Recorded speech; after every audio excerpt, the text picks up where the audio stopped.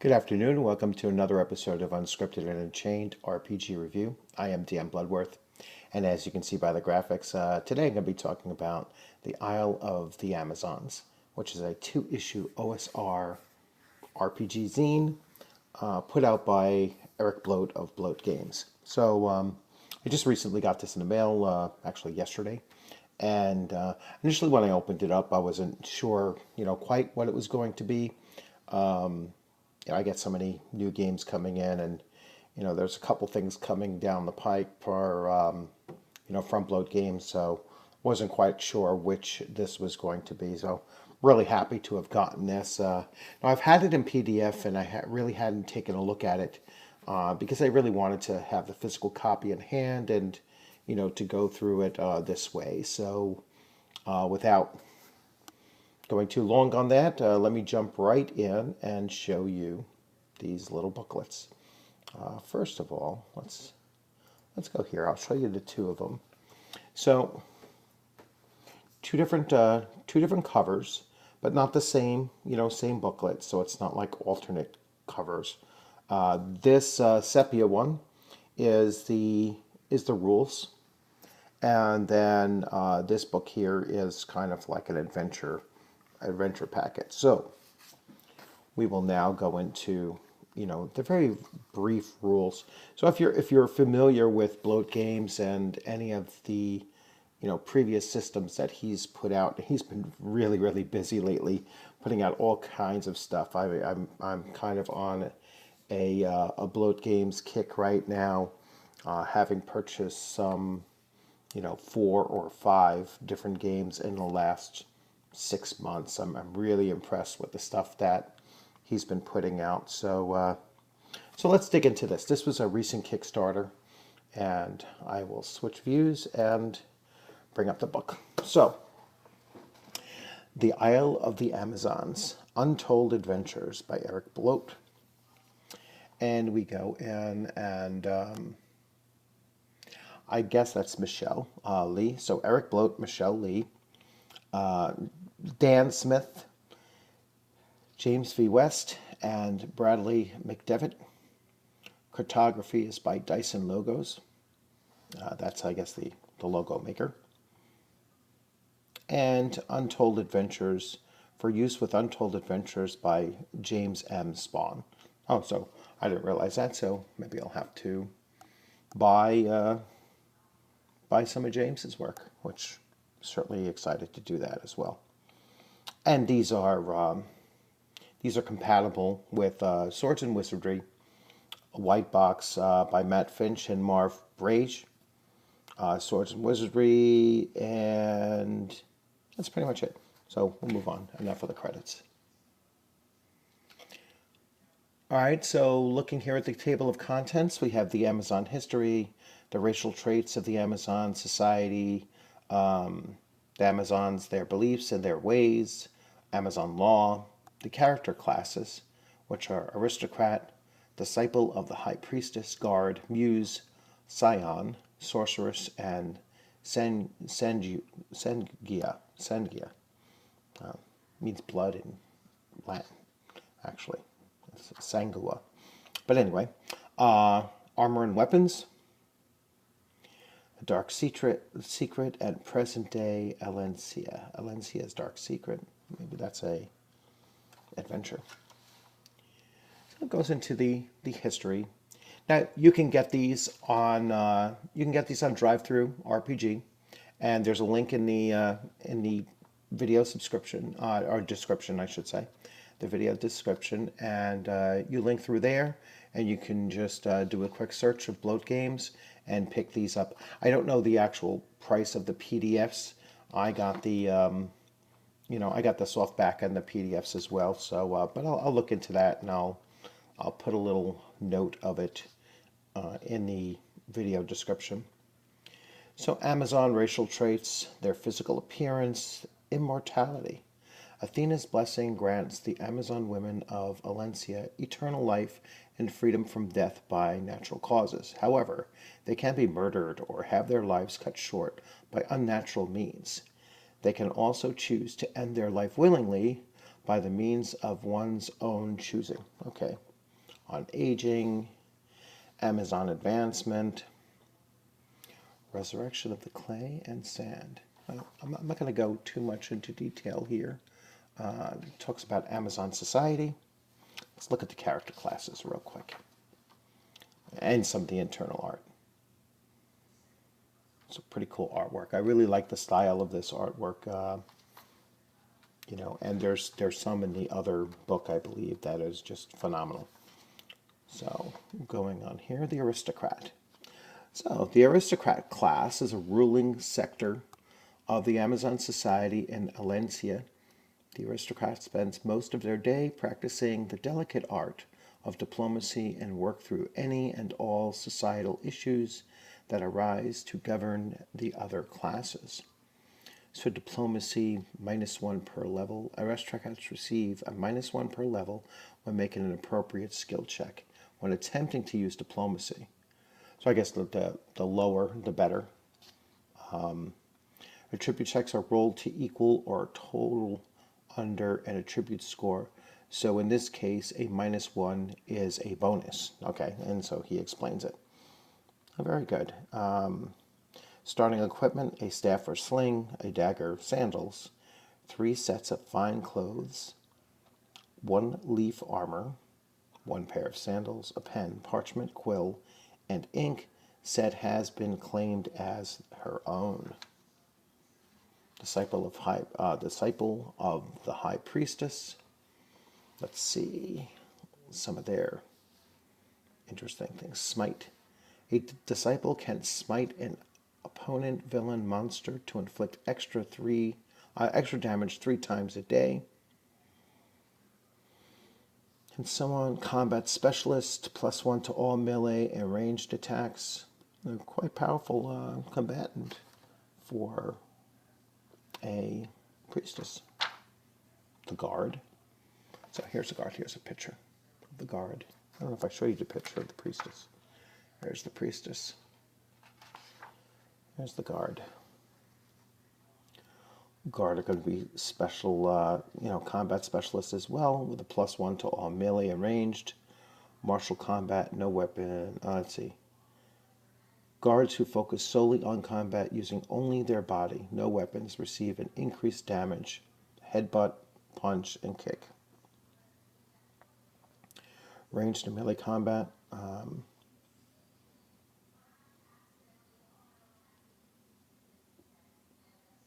Total +1 to all attacks of their preferred weapon. All right, so I guess they choose. Muse. Artists, crafters, performers, starting equipment. So it gives slightly different bonuses or modifiers to various skills based on whether they're an artist, a crafter, or performer. A scion. Mind probe. Once per day, a scion can probe the mind of another without them knowing and glean minor secrets and intentions. Okay. Scathing blow. Okay. But it wasn't scathing criticism. That would be nice. Sorceress. And their advancement chart and spell power, spell abilities. Goes up to level 10. I believe that's the same in some of Bloat's other games as well. 10 seems to be a common theme. So here's the Sangia. I want to say Sangua. All right, so a Sangia or a Sungia. It is said that the mysterious Sungia loyalty lies with the queen and no one else. It is even whispered that most isolated and unknown spots in Amazon City. That is the queen I can't read straight. That if the queen were to stage an uprising against Athena herself, the Sangia would be the poison-tipped dagger that plunges into the goddess's back. So they're kind of like assassins, look kind of like ninja.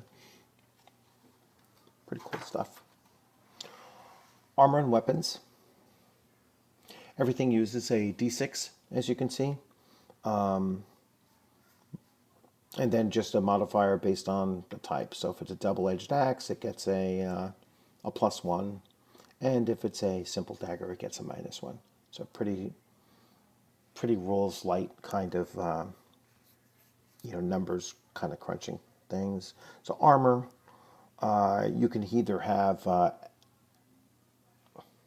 either a -6 or a +6.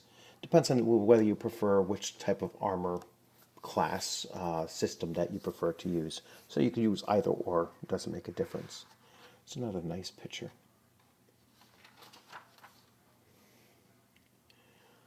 All right, discovering the secret. I don't want to reveal too much about this. Looks like a short story, actually.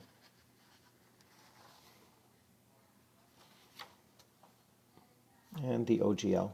And there's the back cover. Pretty cool. Let's take a look at the other. So, same cover, just different, coloring. And let's see. I have a feeling that this is a series of adventures, so I'm not going to go into too much detail here. Places of note. Maybe it's like a setting guide. Amazon City. Okay, it might be a setting guide. I really like this picture. Look at this thing.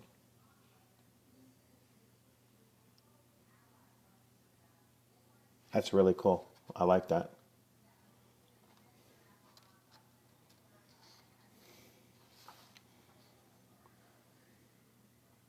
Okay. The Silver Caves, the Cinnabar Queen's Tomb. Yeah, these are all place locations and such. Let me just get my... I hate when my... It goes into screensaver mode. I don't know why it's doing that all of a sudden. So this is a Dangers and Monsters. So the Mandianda, armor class 2 or 17. Hit dice is 30. Attack bite is 2d6, C special. Its move is fast when striking. HDE is a 30. I don't know what HDE stands for. I have to dig into it. Hit dice experience? Possibly a hit dice experience.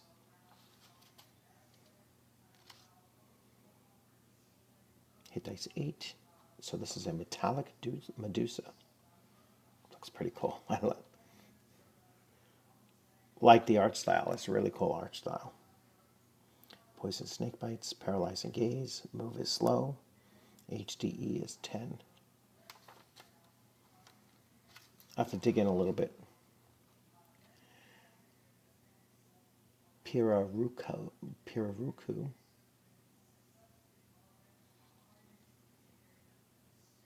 Kind of looks like a troglodyte or a more South American version of a troglodyte. Then there are mounts. Oh, look at that crazy. That's a crazy picture too. Wow. Nice. Let's see. The most difficult of the Amazon mounts, primarily because they are very, very large winged wolves. A cool, a winged wolf. That's even more interesting then. And the OGL. And back cover. Same as the other. So the cover is the same. It's a pretty heavyweight covers. Really pretty heavy stock. The books look, they are well put together. Center stapled. Well put together. Very nice. So, like everything else, I'm gonna, the summer is right around the corner. Summer vacation's right around the corner, so I'm going to dig in and take a look at some of these things as I get time to play a variety of different games over this summer. I'm going to, everything I've shown over the last 6 months, I'm definitely going to be playing over the summertime. I actually just ran into a local store today wearing my Dungeons and Dragons shirt, and the clerk was like, "Hey, do you play 3.5, D&D?" And I was like, "Oh, actually, I was just looking to purchase the core set of 3.5, online this morning." So I said, as soon as I get it, I'll pop back in, and if you're here, we'll touch bases and maybe set something up at the local comic book store. We'll get some game time in. So it's looking to be a very good summer. I have a couple things that I'm expecting in the mail. I am waiting on a response to make a return of that Dungeon Master's Guide that I picked up the other day, because now it doesn't match the other two, the Player's Handbook and the Monster Manual. So I was going to go either way. If I got the later printed covers of everything, then that's what I would have gone with. If I got the earlier versions, then I would have made sure that I got all three in that. So since I got two of the later prints and one of the older prints, I will replace that book. So anyway, thanks for joining. I hope you enjoyed your weekend. I look forward to seeing you on the gaming screen sometime soon. If you like this video, please give it a thumbs up. If you hadn't subscribed, please consider subscribing. If you haven't taken a look at Bloat Games, jump on in there in Drive-Thru RPG, and he has a ton of stuff. There's a lot of really awesome games out there, from Survive This Zombies to Dark Places and Demogorgons to the Blackest of Deaths, which is which was a Kickstarter that's coming out very soon. He has Vigilante City, so it's a heroes-based, or superheroes-based game. All of these games are actually pretty compatible with each other. The base system is fairly similar, and you can integrate, ideas and even, creatures and stuff from one to the other. So it'll work out pretty well, I think, to integrate those. So once again, thanks for joining. Look forward to seeing you on the gaming screen. You all have a good afternoon.